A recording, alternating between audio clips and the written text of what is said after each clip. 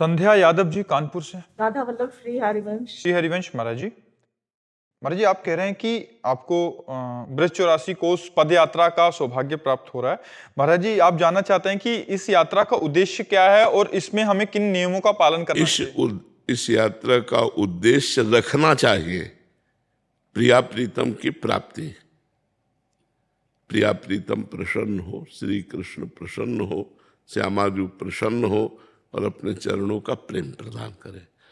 और वैसे इसकी महिमा है कि ब्रज 84 कोश की जो यात्रा पूर्ण कर लेता है नंगे पैर और अपराध ना बने, अपराध है निंदा न करे किसी की, अपने दाहिने ओर ब्रज क्षेत्र रहता है तो बाएं ओर ही मलमूत्र का त्याग करे, थूक आदि का त्याग करे, दाहिनी तरफ मलमूत्र और थूक आदि का त्याग न करे।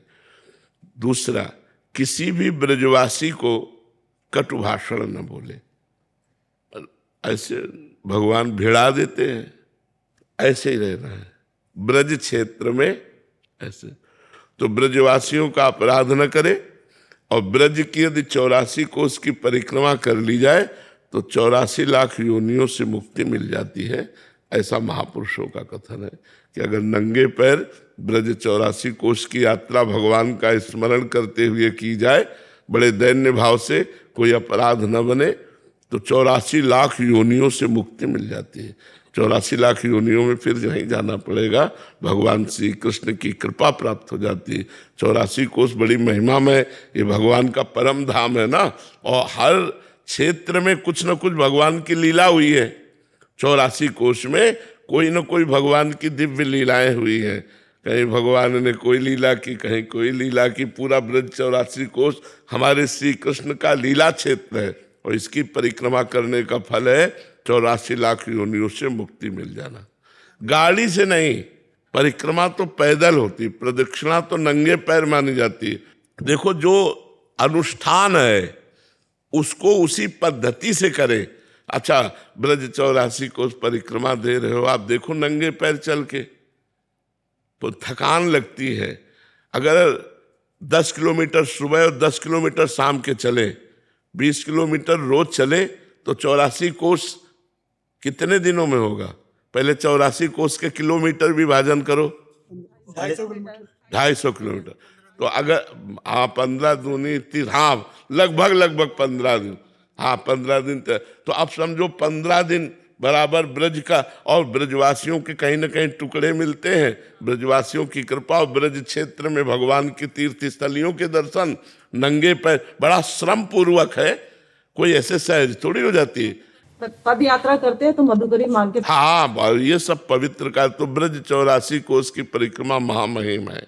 अपने लोग सब नंगे पैर किए हैं और जहाँ रास्ते वहाँ कांटे थोड़ी बिछे, और थोड़ा कंकड़ चुभे, थोड़ा कांटे भी लगे तो अच्छा रहेगा, पाप नष्ट होंगे। तो तभी हमने कहा अनुष्ठान पद्धति से यदि अनुष्ठान करो तो 84 लाख योनियों से मुक्ति मिल जाएगी ब्रज 84 कोस की परिक्रमा मात्र से। हमें 7 दिन में कर ली थी महाराज। हाँ, तो अब जिनकी बहादुरी है भाई, जो अच्छा चल लेते हैं तो मान लो 40-50 किलोमीटर, 40 किलोमीटर चल ले तो 7 दिन में कितना, 7 तारीख कहे 7 चौक 28, मतलब 40 किलोमीटर लगभग, 40 किलोमीटर लगभग रोज चले। तो अब भाई बहादुर आदमी के काम है। अपने लोग तो 10 किलोमीटर सुबह चलते थे और 10 किलोमीटर शाम के चलते थे, तो 13-14 दिन में पूरी हो गई थी। ठाकुर जी के आने के हमारे संकेत मिलते हैं, कोई फिर जो मिलना हो ठाकुर जी की कृपा करें कभी, उनके पहले कोई संकेत मिलता है?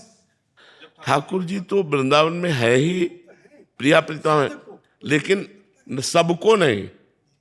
जिनके हृदय में प्रकट होना होता है वो निरंतर भजन और रुदन चलता है और एक आनंद की अनुभूति होती।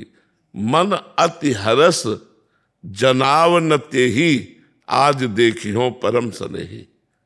मन अति हरस जनावनते ही आज देखियो परम सने।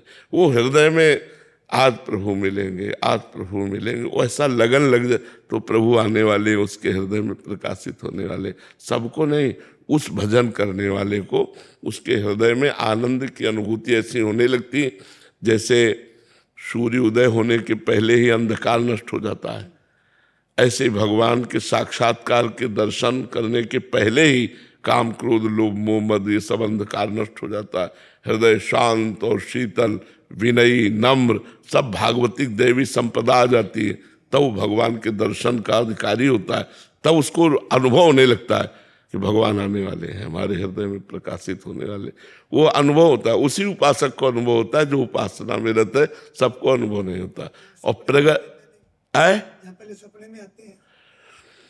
ऐसा भी भगवान कर सकते हैं कि अगर अभी उसका चित्त पूर्ण लुभायमान नहीं हुआ तो स्वप्न में भगवान के शिव विग्रहों के दर्शन, तीर्थों के दर्शन, संतों के दर्शन, ये स्वप्न में थोड़ा भी साधना करे तो ये आने लगते हैं।